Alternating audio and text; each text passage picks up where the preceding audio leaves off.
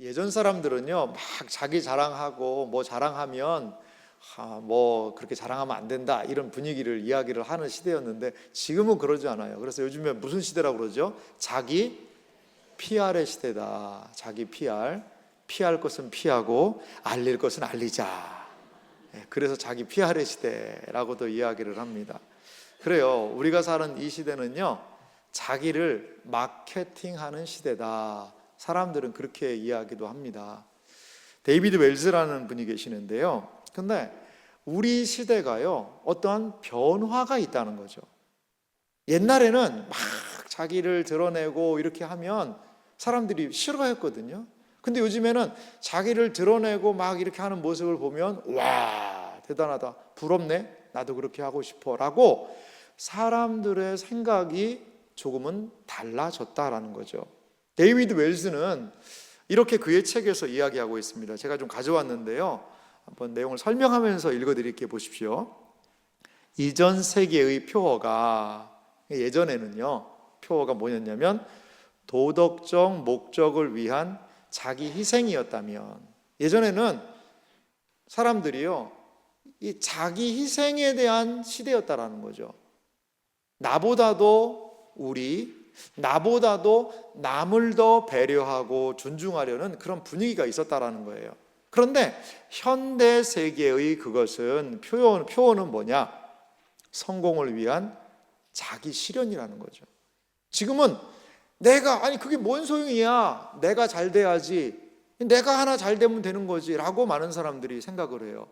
오늘날 많은 사람들은 은근하게 자기의 본래 모습보다도 더 중요한 인물로 혹은 더 성공한 사람으로 보이게 하려고 상당히 노력을 하고 있다. 그러니까 다른 자기의 원래 모습보다도 조금 더 거기다가 과장도 하고 포장도 해가지고 이야, 저 사람 대단하네, 이런 것들을요 막 더 부추기고 있다는 거죠. 선한 생활에 대한 노력은 이제 자아 개발로 대치되었다. 그 결과 행복은 도덕적인 성품과 아무런 관계가 없다고 생각하기에 이르렀다. 조금은 어려운 말이에요. 그런데 하나 우리가 데이비드 웰스가 용기 있는 기독교라는 책에서 한 내용을 이해하자면 이런 겁니다. 그래도 예전에는 윤리와 도덕이라는 거, 윤리 도덕이 뭐죠? 윤리는 다른 사람과의 관계를 통하여서 나를 보는 겁니다. 야, 그런 말은 다른 사람들이 싫어하니까 하면 안 돼. 야, 이런 식으로 생각하고 너 이기적으로 살면 이 사회생활 못해, 안 되는 거야 라고 이야기하면서 일반 사람들이 지켜야 되는 어떠한 법칙이 있었어요. 그것을 중심으로 생각하고 행동했다라는 거죠. 그게 윤리가 중심된 사회였거든요. 근데 요즘에는 그게 바뀌었어요. 무슨 중심으로요? 자기 중심, 다른 말로 심리가 중심이 된 세상으로 바뀌어버렸다는 거죠. 이제 더 이상 아니 그 사람하고 그 사람이 뭐 싫어한다고 뭐 내가 하고 싶은데 뭐 어때?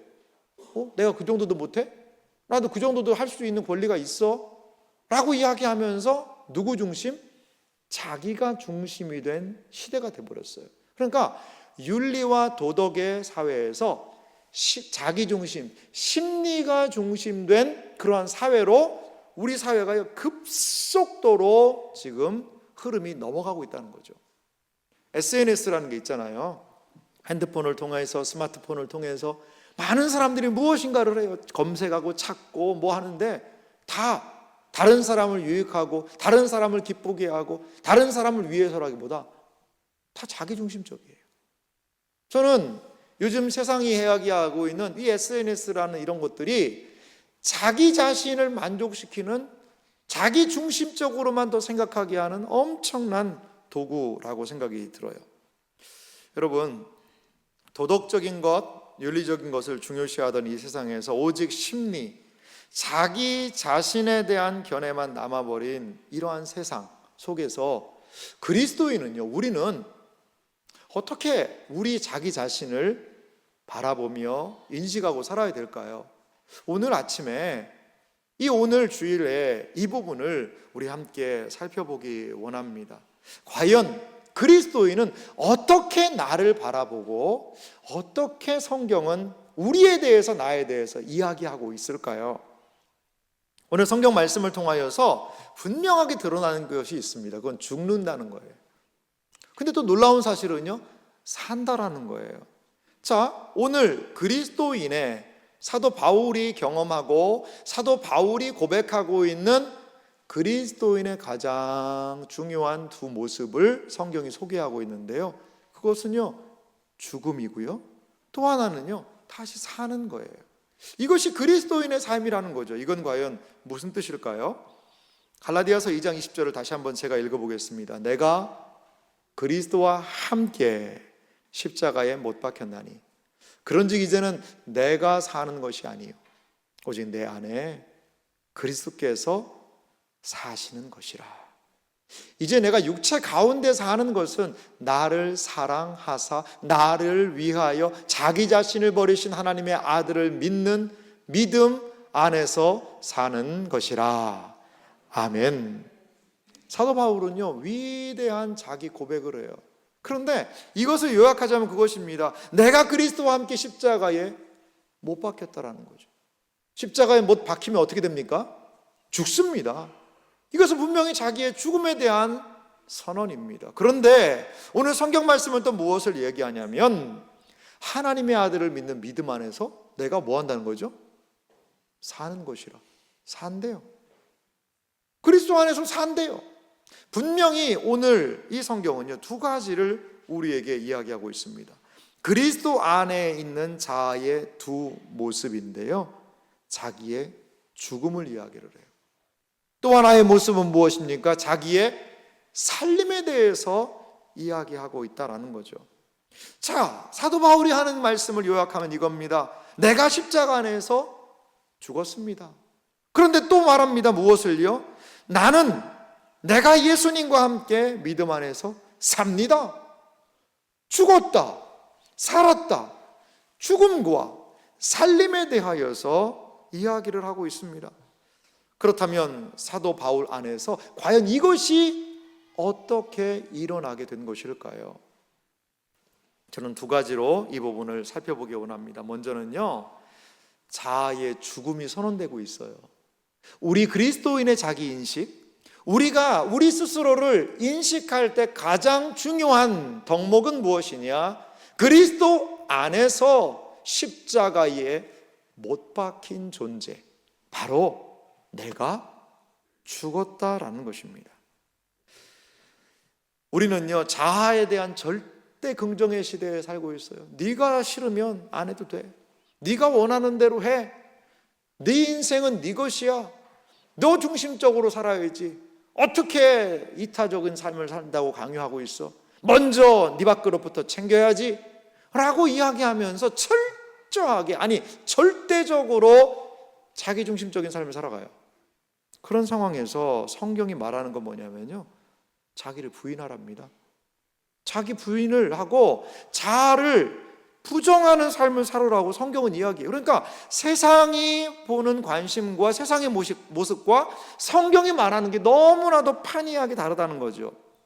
마태복음 16장 24절 말씀 보면 예수님께서 이렇게 말씀하신 부분이 있습니다. 제자도의 핵심적인 내용인데요, 우리 다 같이 한번 읽어볼까요? 함께 읽습니다. 이에 예수께서 제자들에게 이르시되 누구든지 나를 따라오려거든 자기를 부인하고 자기 십자가를 지고 나를 따를 것이니라. 아멘. 예수님이 말씀하세요. 누구든지 나를 따라오려면 어떻게 하라는 거죠? 자기를 부인하랍니다. 자기를, 이 내 아내가 아닙니다. 자기를 부인, 자기 자신을 부인하라는 거죠. 자기를 부인하는 그 가장 온전한 모습이 뭐라는 거죠?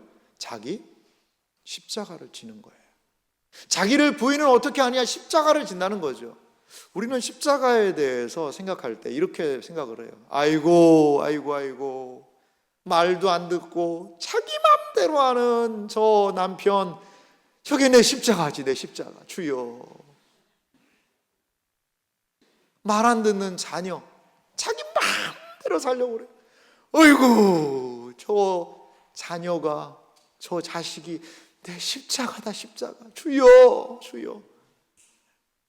자신의 뜻대로 잘 생각하지 않는다고 아내에 대해서 생각할 때, 주여, 저 바가지 긁는 아내 제 십자가입니다.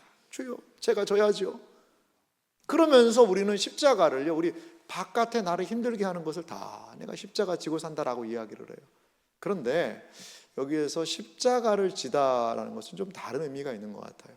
고대 사회에서 십자가를 진다는 것은요, 우리가 보통은 예수님이 십자가를 지셨을 때도 그 열십자로 된 그 십자가의 그 나무를 예수님이 지고 올라가셨다라고 얘기하는데요, 그게 나무가 무겁대요. 너무 무거워서 한 사람이 그걸 다 지기가 힘든 것 같아요. 그래서 이 십자가 나무에 세로 되는 형장에다가 딱 세워놓습니다. 항상 고정적으로 세워놔요. 그러면 이제 뭐만 하면 돼요? 십자가에 가로대가 있잖아요. 그거를 죽을 사람이 짊어지고 그 십자가 형장까지 올라간다. 이거 십자가 진다고 그래요. 그러니까 여러분, 십자가를 진다라는 말은 무슨 뜻이 있을까요? 자신을 사형 형장으로 가는 사형 선고 받은 사람의 입장으로 생각하라는 거예요. 이게 십자가를 진다는 말이에요. 그러니까 다른 사람이 아니라 자기 자신을 사형 선고를 받으려고 가는 그 사람으로 생각하면서 누구를 따르라는 거죠? 예수님 따라가라는 거죠. 자기의 죽음을 선언하라는 것입니다. 그렇습니다. 십자가는 단순히 고난을 견디라는 상징이 아닙니다. 십자가는 자아를 완전히 죽이라는 그러한 말씀이라는 거죠. 십자가는 자아의 죽음에 대한 상징입니다. 자기를 부인하는 것은 자기 중심성이라는 세상 사람들이 추구하는 가치가 있잖아요. 세상은 나 중심으로 무엇인가 하고 싶잖아요. 자아를 십자가에 못 박는다는 것은 이 세상의 자기 중심적인 그 우상 숭배와 같은 것을 뭐 하는 거죠? 포기하는 겁니다. 내려놓는 것입니다. 하지만 우리가 살아가는 이 세상은요, 결코 자아의 죽음을 말하지 않습니다. 세상은 오히려 자아를 절대화합니다. 윤리와 절제가 사라진 시대, 우리는 스스로를요 다 그렇게 말하진 않지만 자기를 신격화하는 세상에 살고 있다는 거죠. 데이비드 웰스는요, 윤리가 실종된 세상이라는 표현을 썼어요. 윤리가 실종됐다는 거죠. 다른 사람들과의 관계, 이타적이고 그리고 다른 사람을 사랑하고 섬기는 그것이 실종돼 버린 그러한 시대 가운데 놓여 있다는 거죠. 제가 한번 신문 기사를 보고 깜짝 놀란 적이 있어요. 직장인들이 휴가를 어떻게 보낼 것인가에 대한 설문이었어요. 그런데 가정이 있는 직장인들이에요. 가정이 있는 직장인들이 휴가를 어떻게 보내야 될까요? 가족과 함께 보내는 것을 우리는 당연하다고 생각을 하잖아요. 그런데 요즘 가장인 직장인들은요, 그게 고민이 된대요. 과연 휴가를 가져가고 같이 가야 되냐. 오로지 나만을 위한 나의 휴식의 시간을 내가 갖고 싶다라는 거죠. 물론 그 심정 이해도 됩니다. 이해도 돼요. 왜 휴가 갔다 오면 그게 휴가입니까? 아니면 노동입니까? 애들하고 같이 가면요, 그냥 막 가서 진이 다 빠질 정도로 힘들기도 하다는 거죠. 근데 우리는 예전에 가족을 하고 같이 가는 게 휴가지라는 생각이 당연했는데 요즘 사람들은 오롯이 나만을 위한 시간, 그것을 휴가라고 생각하는 이러한 시대 분위기가 바뀐 모습을 제가 보기도 했습니다. 데이비드 웰스는요, 이런 이야기를 했어요. 19세기 동안 성경의 가르침 안에서 사람들은 윤리적인 규제와 자기 희생을 통해 개인의 성장이 이루어진다고 믿었다. 이게 뭐냐면 어떠한 윤리적인 다른 사람들과의 관계에서 더 인내해주고 더 사랑하고 그리고 나를 희생해서 섬기는 것, 이것을 통해서 뭐가 일어나죠? 개인적인 성장이 일어나잖아요. 개인적으로 그게 성장이 일어나거든요. 더 사랑할 수 있는 사람으로, 더 친절한 사람으로, 더 사랑스러운 사람으로 분명히 개인의 성장이 일어난단 말이에요. 그런데 이것이 개인의 성장이 어떤 윤리적인 삶을 통해서 자기 희생적인 삶을 통해서 분명히 이루어질 수 있습니다. 이렇게 그들은 믿었다는 거죠. 그래서 개인의 만족과 행복의 셈이 거기에 있다. 뭐 하는 것을 통해서? 다른 사람들을 섬기는 것을, 가족을 섬기고요, 이웃을 섬기고요, 그런 희생하는 것을 통하여서 만족을 누리고 거기에서 행복감을 경험했다라는 거죠. 그런데요, 오늘날의 사람들은요, 행복이 윤리적인 삶과 무관하다는 거죠. 행복 자체를 목적으로 추구한다라는 거죠. 자, 그래서 이 행복이라는 것이요, 무엇인가 제품화될 수 있는 어떤 것이라고 생각하는 독특한 사고. 이게 무슨 말이냐면요, 예전에는 행복이라는 것은 어떠한 것을 막 추구하고 내가 행복해야 돼 라고 해서 행복이 오지 않았다는 거죠.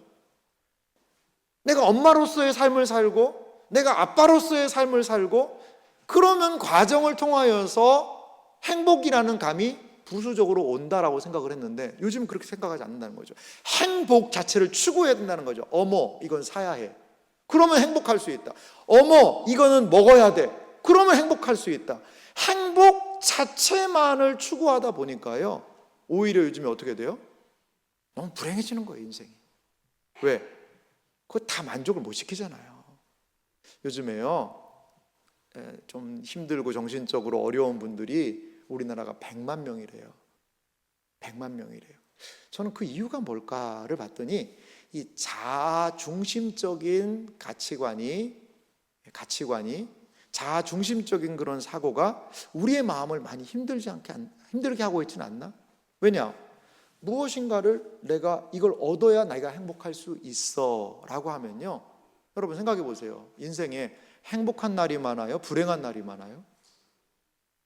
아니, 내 마음대로 안 되는 날이 더 많단 말이에요. 어제 우리가 알지 않습니까? 내 이름이 분명히 불려질 거야라고 우리는 굳게 믿었어요. 내 이름 부를 거야라고 굳건히 마지막까지도 그 끈을 놓지 않았단 말이에요. 근데 이름 부르신 분 계시잖아요.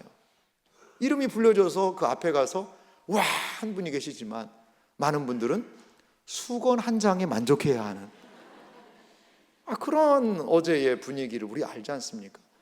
그러니까요, 그 행복감을 상실하니까 인생이 자꾸 우울해지는 거예요. 이걸 해야 행복하고 저걸 해야 행복하고 요걸 해야 행복한데 그걸 못하니까 인생이 우울하면서 우울감이 확 엄습하고 있지는 않나? 이러한 생각을 하게 됩니다.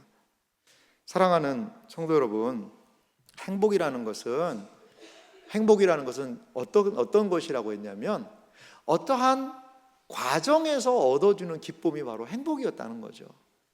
어머니로서 자녀를 양육할 때요, 아이가 부모를 행복하게 해줄 때가 있어요. 얼마나 아이들이 웃고 엄마 사랑해 하면 참 내가 보람이 있네 라고 생각이 들어요. 근데요, 그런 날은 이렇게 손을 꼽아야 돼요. 그러지 않은 날이 더 많단 말이에요. 내가 왜 쟤를 낳아가지고 이렇게 고생을 해야 되나? 라는 날이 더 많다는 거죠. 그런데 엄마로서의 그 부름을 끝까지 감당해 나가는 거죠. 그때에 얻을 수 있는 것이 행복이거든요. 그 과정에서 찾아오는 게 행복이에요. 행복 자체만을 추구하는 것이 우리의 삶은 아니었다라는 거죠.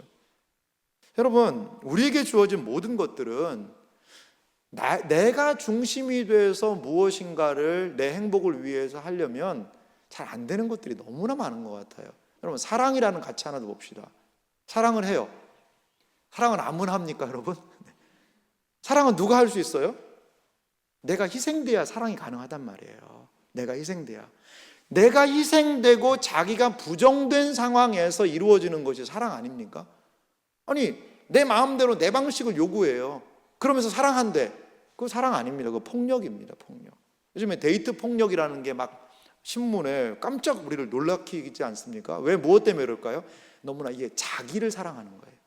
그러면서 자기를 사랑하는데 상대방도 사랑한다는 사람이 자기를 사랑하는 거예요. 자기 사랑이 막 콱 부딪히니까 그러한 이상한 모습으로 어그러지고 깨진 그릇된 사랑의 모습으로 집착으로 이렇게 나타나게 되는 것 같아요. 진정한 사랑은 어떻게 가능할까요? 고린도전서 13장 4절부터 7절 보실래요? 고린도전서 말씀을 통하여서 진정한 사랑이 우리에게 무엇인지를 이렇게 이야기를 하고 있습니다. 다 같이 한번 읽어보겠습니다. 사랑은 오래 참고, 사랑은 온유하며, 시기하지 아니하며, 사랑은 자랑하지 아니하며, 교만하지 아니하며, 무례히 행하지 아니하며, 자기의 유익을 구하지 아니하며, 성내지 아니하며, 악한 것을 생각하지 아니하며, 불의를 기뻐하지 아니하며, 진리와 함께 기뻐하고, 모든 것을 참으며, 모든 것을 믿으며, 모든 것을 바라며, 모든 것을 견디느니라. 할렐루야. 여러분, 이것이 진정한 사랑의 모습 아닐까요?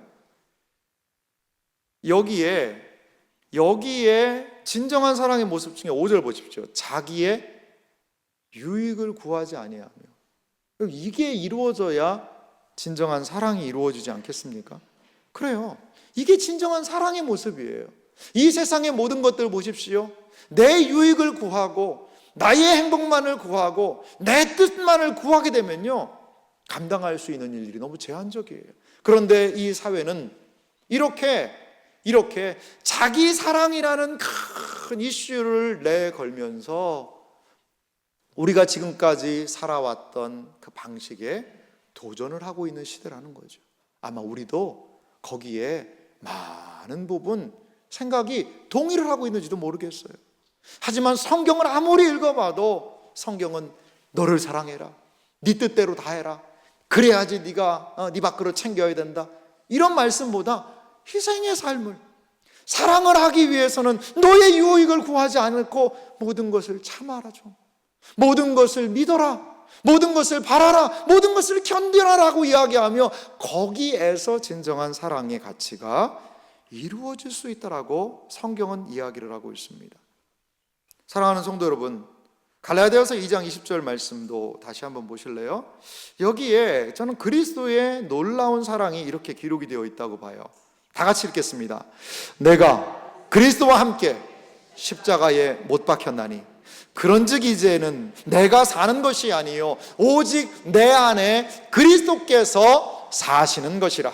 이제 내가 육체 가운데 사는 것은 나를 사랑하사 나를 위하여 자기 자신을 버리신 하나님의 아들을 믿는 믿음 안에서 사는 것이라. 할렐루야. 여기 보세요. 그리스도의 놀라운 사랑이 이렇게 등장합니다. 사도 바울은 이 사랑을 십자가에서 깨달은 거지요. 어떻게 해요? 나를 사랑하사 나를 위하여, 바울 나 자신을 위하여 자기 자신을, 그리스도 자신을 버리신 하나님의 아들. 십자가는 무엇을 얘기하죠? 이게 바로 사랑이야. 내가 너를 사랑한다. 사도 바울, 내가 너를 사랑해서 이 십자가에 못 박힌 거야. 이것은 내 사랑에 대한 표현이다 라고 그리스도께서는 자기의 희생을 통하여 십자가에서 사랑을 보여주셨습니다. 그것을 통하여서 우리에게 일어난 것이 무엇입니까? 그게 바로 구원이라는 것이죠. 십자가의 그리스도의 희생을 통하여서 우리는 하나님의 사랑을 알게 됩니다. 그리고 거기에서 하나님의 구원이 일어났다라는 것을 우리는 알고 있어요. 이 말씀을 들으면서 마음이 좀 불편한 분들이 계실 수도 있어요. 목사님, 그러면 우리 어떻게 살라는 겁니까? 줄 거 다 주고 희생하고 섬기고 그럼 나는 어떻게 살라고요? 목사님, 그러다 나 죽어요. 아이고, 나 답답해서 나 죽습니다. 정말 맞아요. 그거예요. 성경이 그렇게 하래요. 답답해 죽으래요. 답답해 죽는다는 거죠. 그런데 놀라운 사실이 있어요. 그 답답해서 죽을 것 같은 이 하나님의 말씀인데요, 말씀은 그대로 네가 그렇게 하다가는 그냥 확 제명에 못 살고 일찍 죽는다 이렇게 얘기하지 않아요. 그 안에 뭐가 있다? 생명이 있다라는 거예요. 분명히 내가 죽었어요. 내 자아가 죽었어요. 그런데 다시 산대요. 이것이 두 번째로 살펴볼 것입니다. 십자가는 무엇을 선언했지요? 나의 죽음을 선언했습니다. 그런데 놀랍게도 예수님은요, 우리의 무엇을요? 살림, 생명을 선언하고 계시다라는 거죠. 갈라디아서 2장 20절 하반절 말씀을 제가 다시 읽겠습니다. 이제 내가 육체 가운데 사는 것은 나를 사랑하사 나를 위하여 자기 자신을 버리신 하나님의 아들을 믿는 믿음 안에서 사는 것이라. 아멘. 그리스도의 십자가에서, 그 십자가에서 자아의 죽음을 선언한 사람은 새로운 삶을 살게 된다는 거죠. 새로운 삶이에요. 이전과 다른 방식의 삶을 살아간다는 것이죠. 단순한 육체적인 삶이 아니라 완전히 새로운 방식으로 하나님을 대하여 살아가는 삶이 이루어진다는 거죠. 자아가 중심이 되어버린 삶을 사는 것이 아니라 그리스도께서 함께 하사 성령의 능력으로 우리를 새로운 삶을 살게 되더라는 거죠.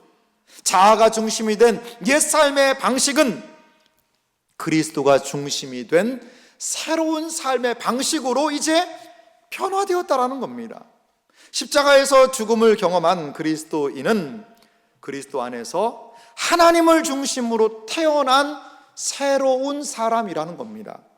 자, 고린도후서 5장 14절과 15절 보니까 이 부분에 대해서 너무나도 잘 이야기하고 있어요. 제가 읽어드릴게요. 그리스도의 사랑이 우리를 강권하시는도다. 우리가 생각하건대 한 사람이 모든 사람을 대신하여 죽었은즉 모든 사람이 죽은 것이라. 십자가는 한 사람이 모든 사람을 대신해서 죽었다라는 거죠. 그러면서 그리스도의 사랑을 나타내 보여주셨다라는 거죠. 그러면 이제 어떻게 살아야 될까요? 고린도후서 5장 15절은 다 같이 읽겠습니다. 같이 읽읍시다.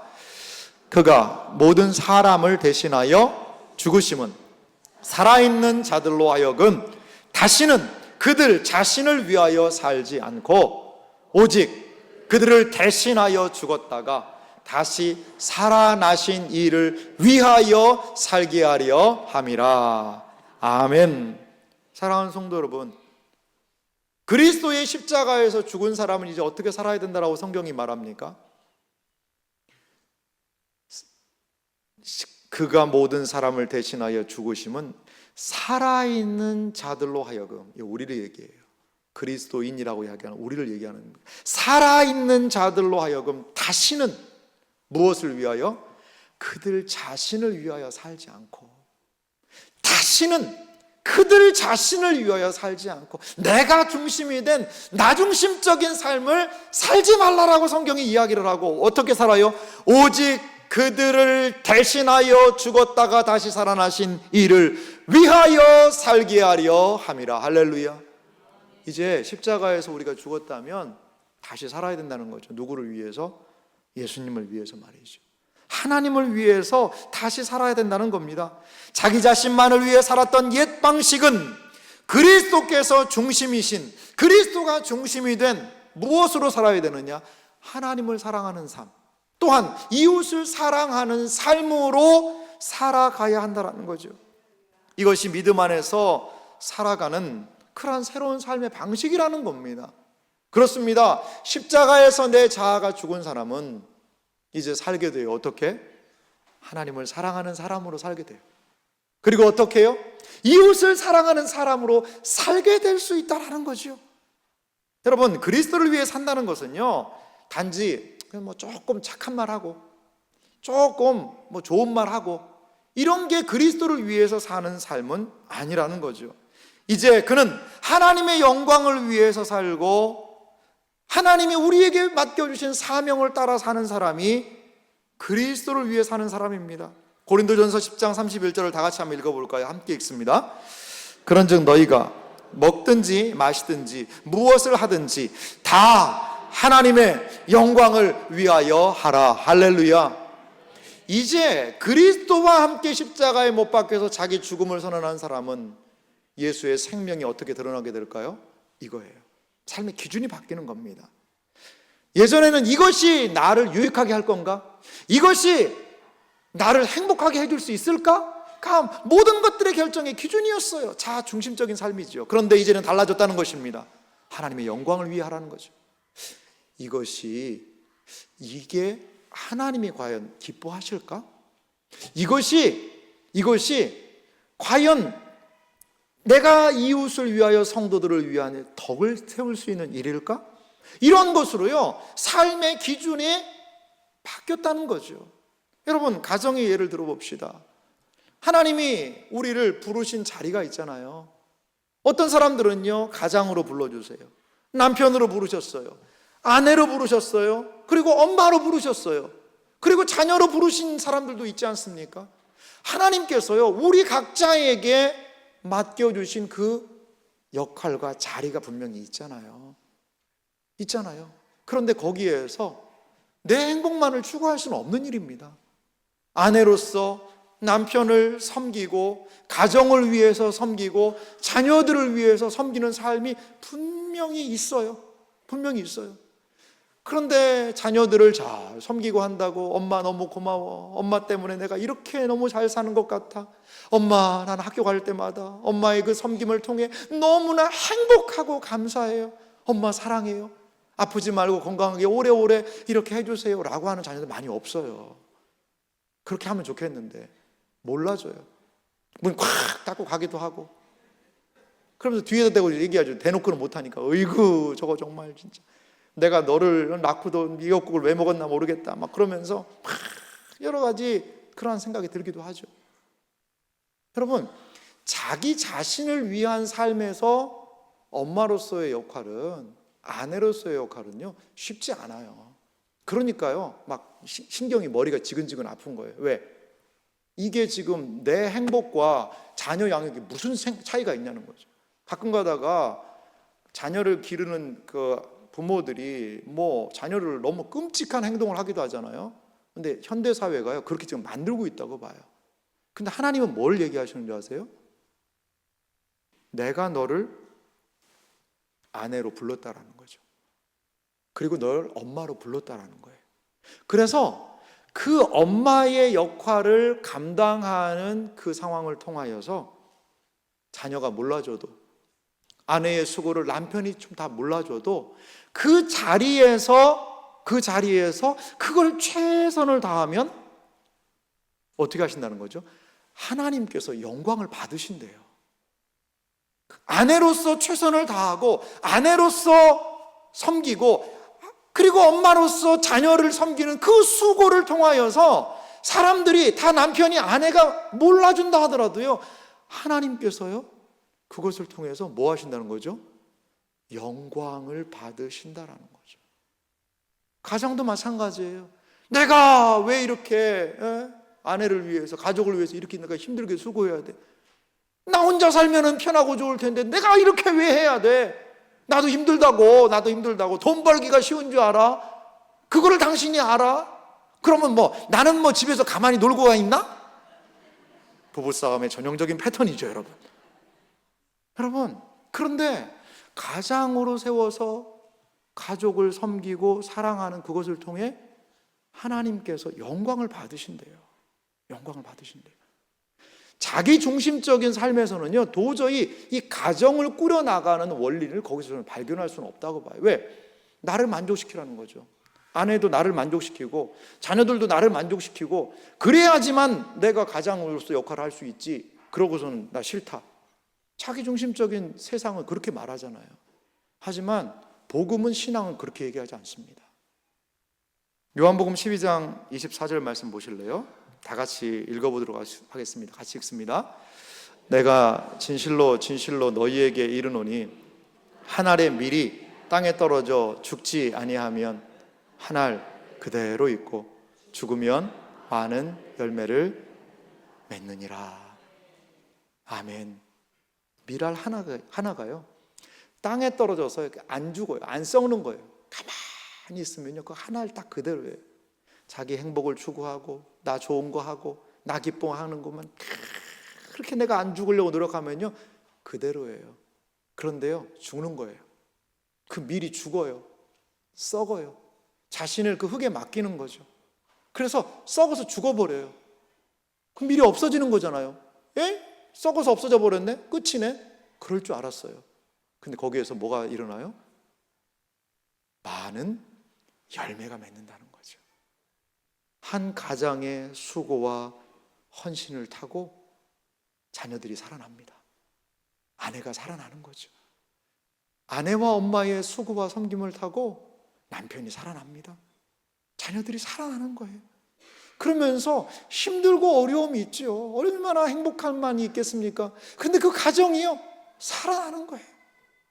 절대로 자기중심적인 세상에서는 꿈꿀 수 없는 일들을 기독교 신앙은 말하고 있습니다. 자기 희생을 통하여, 자기 섬김을 통하여 하나님이 맡겨주신 그 사명을 감당하는 것을 통하여 하나님의 생명의 역사들이 일어난다는 사실을 여러분 믿으시기 바랍니다. 우리를 보내신 그 자리, 희생 없이 어떻게 거기서 일이 이루어집니까? 우리를 부르신 그 자리, 섬김 없이, 내가 죽어짐 없이, 썩어짐 없이 어떻게 거기에서 생명의 역사가 일어날 수 있겠습니까? 어제도 많은 분들이 기뻐하고 즐거워할 수 있었던 것은 몇 달을 걸쳐서 모여서 회의하고 준비했던 많은 분들의 수고의 섬김이 썩어지니까 그 위에 많은 분들의 기쁨의 열매가 일어난 것 아닐까요? 한 평범한 직장인이 있었어요. 그는 바쁜 일상생활 가운데, 직장인들이 얼마나 여러분 바쁩니까? 그런데 이렇게 그는 한날 하나님의 말씀을 듣고 은혜를 받았어요. 그래서 이걸 결심했어요. 나는 매일 10분이라도 오직 그리스도를 위해 시간을 구별하겠다. 이런 결심을 이 직장인이 하게 됐습니다. 그래서 아침 출근할 때 이제 차를 이용했는데 조금 10분 일찍 회사에 도착했어요. 그리고 그 10분을 어떻게 했냐? 차 안에서 기도하는 거예요. 차 안에서 짧게 기도했어요.